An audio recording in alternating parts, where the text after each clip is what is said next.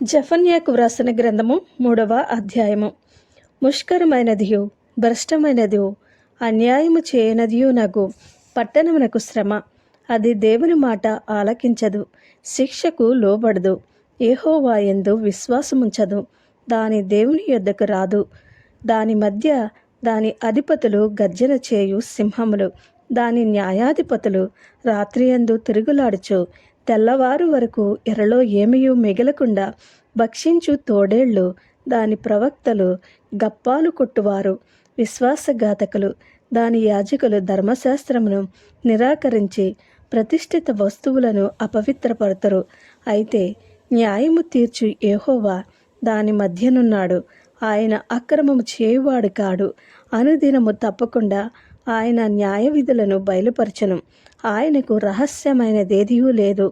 ఆయనను నీతిహీనులు సిగ్గెరుగరు. నేను అన్యజనులను నిర్మూలము చేయగా వారి కోటలను పాడగను. ఒకడైనా సంచరించకుండా వారి వీధులను పాడు చేసి ఉన్నాను. జనము లేకుండాను వాటి ఎందెవరునూ కాపురం ఉండకుండాను వారి పట్టణములను లయపరిచిన వాడును నేనే.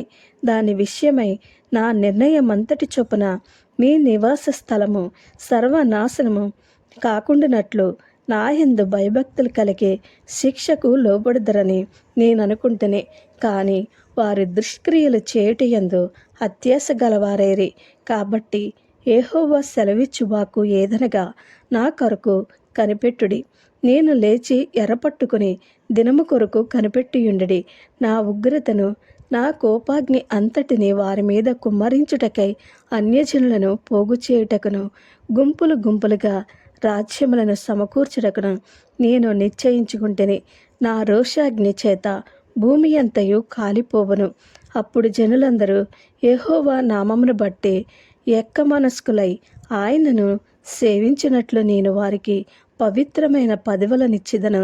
చెదిరిపోయిన వారై నాకు ప్రార్థన చేయు నా జనులు కూషు దేశపు నదుల అవతల నుండి నాకు నైవేద్యముగా తీసుకుని రాబడదురు.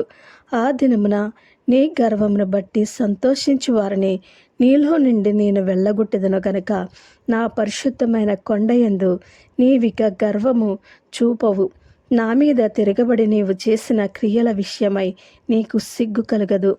దుఃఖితులకు దీనులను యెహోవా నామమునాశ్రయించు జనశేషముగా నీ మధ్య నుండనిత్తును.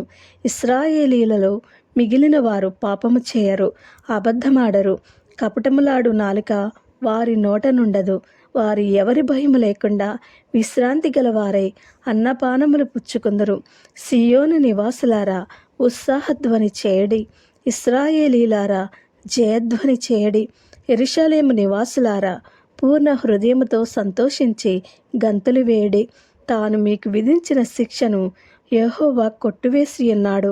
మీ శత్రువులను ఆయన వెళ్ళగొట్టి ఉన్నాడు. ఇశ్రాయేలుకు రాజైన యెహోవా మీ మధ్య ఉన్నాడు. ఇక మీదట మీకు అపాయము సంభవింపదు. ఆ దినమున జనులు మీతో ఇట్లందరూ, యెరూషలేము భయపడకుము, సియోను ధైర్యము తెచ్చుకొనుము. నీ దేవుడైన యెహోవా నీ మధ్య ఉన్నాడు. ఆయన శక్తిమంతుడు. ఆయన మిమ్మును రక్షించును. ఆయన బహు ఆనందముతో నీ యందు సంతోషించును. నీ యందు తనకున్న ప్రేమను బట్టి శాంతము వహించి నీ యందలి సంతోషము చేత ఆయన హర్షించును.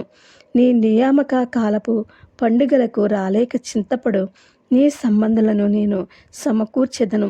వారు గొప్ప అవమానము పొందినవారు. ఆ కాలమున నిన్ను హింసపెట్టు వారినందరినీ నేను శిక్షింతును. కుంటుచు నడుచు వారిని నేను రక్షింతును. చెదరగొట్టబడిన వారిని సమకూర్చదను. ఏ ఏ దేశములలో వారు అవమానము నొందిరో అక్కడనెల్లా నేను వారికి ఖ్యాతిని మంచి పేరును కలగచేసేదను. ఆ కాలమున మీరు చూచుచుండగా నేను మిమ్మును చెరలో నుండి రప్పించి మిమ్మును సమకూర్చిన తర్వాత మిమ్మును నడిపింతును.